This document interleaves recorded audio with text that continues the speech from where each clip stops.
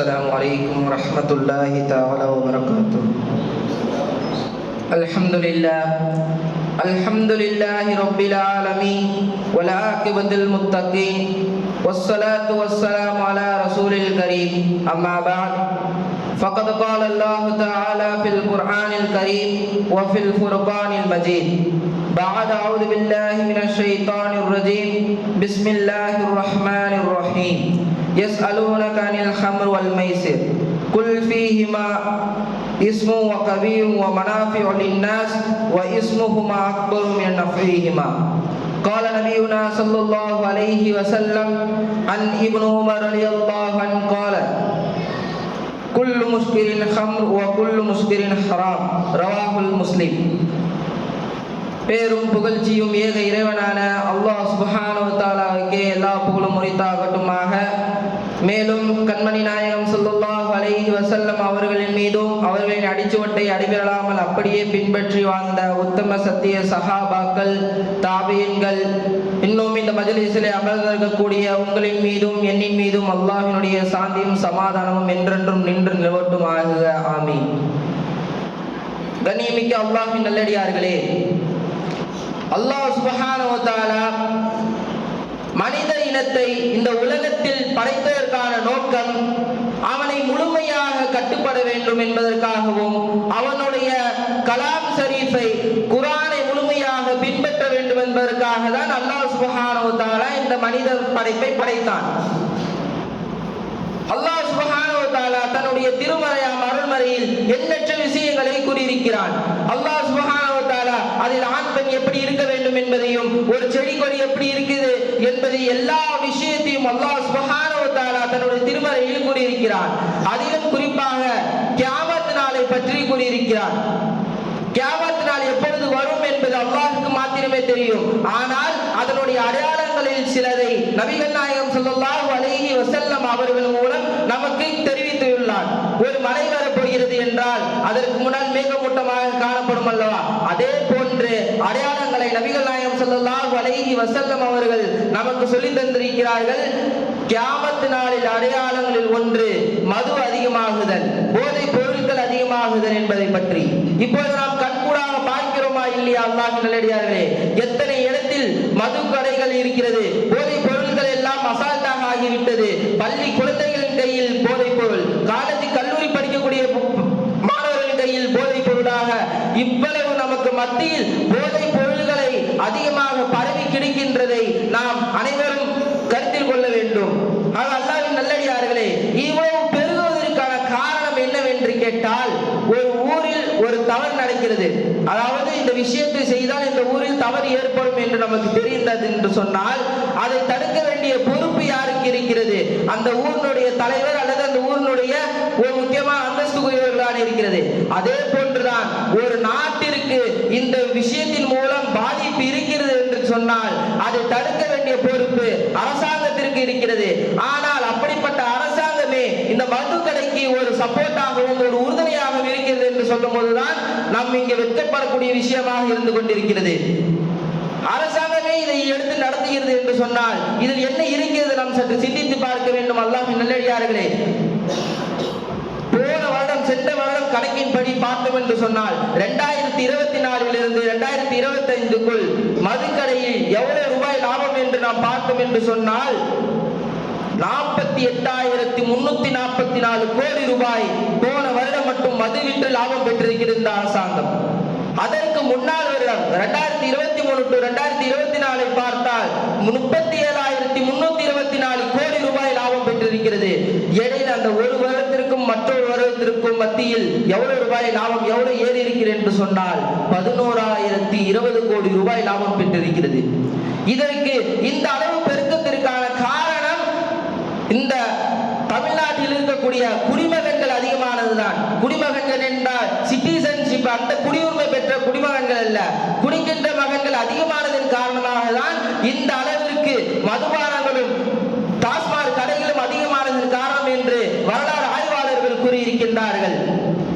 ஆக அல்லாஹ்வின் நல்லடியார்களே, இந்த வருமானத்தின் காரணமாக தான் எத்தனையோ முஸ்லிம்கள் போதை கடையில் வேலை பார்த்து கொண்டும் மது கடையில் மதுக்கடையை வைத்து அதில் லாபம் பார்த்து கொண்டு இருக்கிறார். அல்லாஹ் நிலையாளே, அதை விட்டு நம் அனைவரும் அல்லாஹ் பாதுகாக்க வேண்டும். அல்லாஹ்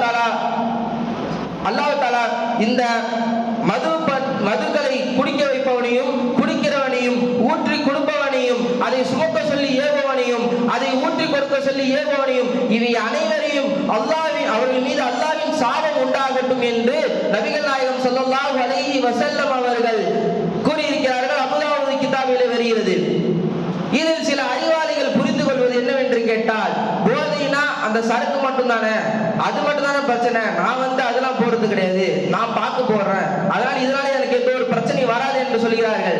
அப்படி இல்லை அன்பான சகோதரர்களே, அதுதான் நபி ஸல்லல்லாஹு அலைஹி வஸல்லம் அவர்கள் கூறினார்கள், குல்லு முஸ்கிரின் ஹம்ர், ஒவ்வொரு போதை தரக்கூடிய பொருளும் மதுதான், குல்லு முஸ்கிரின் ஹராம், ஒவ்வொரு போதை தரக்கூடிய பொருளும் ஹராம் தான் என்று நபிகள் நாயகம் ஸல்லல்லாஹு அலைஹி வஸல்லம் அவர் கூறினார்கள். ஆகையால் நீங்கள் சாராயம் குடித்தாலும் சரி, ரம், பீர், ஃபுல் இந்த மாதிரி போன்ற பல பேர்கள் கொண்ட எந்த மதுவை நீங்கள் குடித்தாலும் சரி, போதை ஏறிச்சுன்னு சொன்னா அது ஹராம் தானுங்க. இப்படிதான் ஒரு மேதாவி ஒருத்தர் கேட்டாரு, நான் ராவாலாம் குடிக்கலங்க, வெறும் சரக்கு மட்டும் தான் குடிக்கலங்க, அதுல நான் 3/4 கிளாஸ் தண்ணி கலந்துட்டு 1/4 கிளாஸ் மட்டும் தான் நான் சரக்கு ஊத்துறேன், இல்ல சோடா ஊத்திட்டு அதுல தான் நான் குடிக்கிறேன், முழுசாலாம் நான் குடிக்கலங்க, இது எப்படிங்க ஹராம் ஆகும்னு கேட்டபோது, அப்பதான் நான் இந்த இடத்துல ஒரு உதாரணம் சொல்கிறேன். ஒரு பெரிய சட்டி வச்சு பிரியாணி செய்யறாங்க, அதுல 99 கிலோ பீஃபை போட்டுட்டு மிச்சம் 1 கிலோ கறி இல்லைன்னு சொல்லிட்டு பன்றி கறியை போட்டு தந்தால் நாம் சாப்பிடுவோமா? சற்று சிந்தித்து பார்க்க வேண்டும். எந்த அளவு மது ஹராமோ அது எந்த அளவு பன்றி கறியும் ஹராமோ அதே மாதிரி மதுவும் ஹராம் தான். ஹராமை எப்படி உன்னால் ஹலால் ஆகும்? அன்பிற்குரியவர்களே, நாம் சற்று சிந்தித்து பார்க்க வேண்டும். மதுவின் மூலம் எந்த அளவு சிஃபா இருக்கிறது என்று சொன்னால், நபிகள் நாயகம் ஸல்லல்லாஹு அலைஹி வஸல்லம் அவர்களுக்கு அல்லாஹ் சுப்ஹானஹு வ தஆலா கூறியிருக்கிறான், யஸ்அலூனக அனில் ஹம்ர் வல் மைசிர், அல்லாஹ் தஆலா நபியே உங்களிடம் ஹம்ரையும் சூதாட்டத்தை பற்றியும் கேட்கிறார்கள், நீங்கள் கூறுங்கள், ஃபீஹிமா இஸ்மு வ கபீரும், அதில் அதிகமாக பாவம் இருக்கிறது, இன்னும் மனாஃபிஉ லின்னாஸ், அதில் மக்களுக்கு பிரயோஜனமும் இருக்கிறது என்று சொல்லுங்கள், வ இஸ்முஹுமா அக்பரு மின் நஃபிஹிமா, அதில் இரண்டத்தில் பிரயோஜனத்தை விட அதில் பாவம் தான் அதிகமாக இருக்கிறது என்று நீங்கள் சொல்லுங்கள் நபியவர்களே என்று அல்லாஹ் சுப்ஹானஹு வ தஆலா தன்னுடைய திருமறையிலே காட்டியிருக்கிறான். அதை நாம் சற்று தயவு கூர்ந்து சற்று சிந்தித்து பார்க்க வேண்டும். அல்லாஹ்வின் நல்லடியார்களே, இந்த மதுவின் மூலம் எத்தனை குடும்பங்கள் சீரழிந்து கொண்டிருக்கிறது, எத்தனை சமூகம் சீரழிந்து கொண்டிருக்கிறது. இந்த மதுதான் பாவத்தின் ஒரு தலையாக இருந்து கொண்டிருக்கிறது என்று உஸ்மான் ரலியல்லாஹு அன்ஹு அவர்கள் கூறியிருக்கிறார்கள். முஸ்லிமிலே இந்த சம்பவம் இடம்பெறுகிறது. ஒரு இறைநேசர் அவர்கள் இருந்து கொண்டிருந்தார். அப்பொழுது ஒரு பெண் அவரை அந்த இறைநேசரை அழைத்து, உன்னிடம் 3 பொருள் நான் வைக்கிறேன், இந்த 3த்தில் நீ ஒன்று தேர்ந்தெடுக்க வேண்டும் என்று சொன்னபோது, முதல் விஷயம், ஒன்று என்னிடம் தவறாக நடந்து கொள்ள வேண்டும், என்னிடம் விபச்சாரம் செய்ய வேண்டும், இரண்டாவது இந்த குழந்தையை நீ கொலை செய்ய வேண்டும் என்று அந்த பெண் சொன்னது, மூன்றாவது விஷயம் இந்த மதுபானத்தை நீ குடிக்க வேண்டும் என்று சொன்னபோது அந்த இறைநேசர் சற்று சிந்தித்தார். ஜினா என்பது பெருப்பாவத்துல ஒண்ணு, கொலை என்பது பெருப்பாவத்துல ஒண்ணு. சரி, இந்த ஹம்ரை எடுத்து நம்ம குடிச்சிருவோம்னு சொல்லிட்டு ஒரு கப்பை எடுத்து அதுல ஊத்தி குடிச்சிட்டாரு. போதை தலைக்கு ஏறிச்சு. இன்னொரு கோப்பையை எடுத்து இன்னொரு கோப்பையில கேட்டாரு, அவங்க ஊத்தி கொடுத்தாங்க, குடிச்சிட்டாரு. போதை தலைக்கு ஏறி போதை மயக்கத்தில் அவர் ஜினா செய்து விட்டார் அந்த பெண்ணிடம். மீண்டும் அந்த குழந்தையையும் கொன்று விட்டார். ஒரு எந்த அளவு என்று சொன்னால், பெரும்பாவத்தையே இந்த மது செய்கிறது. இந்த சாராயத்தை குடித்தனால் இந்த சாராயம் செய்ய வைக்கிறது என்று சொன்னால், அந்த சாராயம் எவ்வளவு பெரிய பாவமாக இருக்கும். அல்லாஹ்வின் நல்லடியார்களே, நாம் சற்று சிந்தித்து பார்க்க வேண்டும். இதனால் எத்தனை குடும்பங்கள் பாழாக போகிறது குடியின் காரணமாக. தாயிடம் பணிவு இல்லை, தந்தையிடம் அடிபணிதல் இல்லை, தாரம் யாரு தாய் யாரு என்று குடித்து வந்தால் அந்த போதையில் யார் என்று தெரியவில்லை. ஏன் தன் பெற்ற பிள்ளையை கூட அந்த நேரத்தில் கண்களுக்கு தெரியவில்லை. எத்தனை இடத்தில் நாம் செய்திகளை பார்த்து கொண்டுதான் இருக்கிறோம். தன்னுடைய தந்தை வருவார், வேலையிலிருந்து வருவார் என்று பிள்ளை வாசலிலே காத்து கொண்டிருக்கும். அப்பா அங்கிருந்து வருவார் ஆடிக்கிட்டு, சரி சந்தோஷத்துல நம்மளுக்கு எதாச்சும் வாங்கிட்டு வராரு என்று சொல்லி அந்த பிள்ளை காத்து கொண்டிருக்கும். அப்பா நெருங்கி வரும்போது தான் தெரியும் அந்த மதுவினுடைய துர்வாடை அந்த பிள்ளைக்கு அடித்து. எந்த பிள்ளைங்க அப்பாவை போய் கட்டி பிடிப்பாங்க? அந்த இடத்துல மதுவை விட்டு அந்த பிள்ளை ஓடதான் செய்யும். ஏன் என்று சொன்னால், தந்தையை பார்த்து அந்த இடத்தில் பிள்ளை பயப்படுகிறது.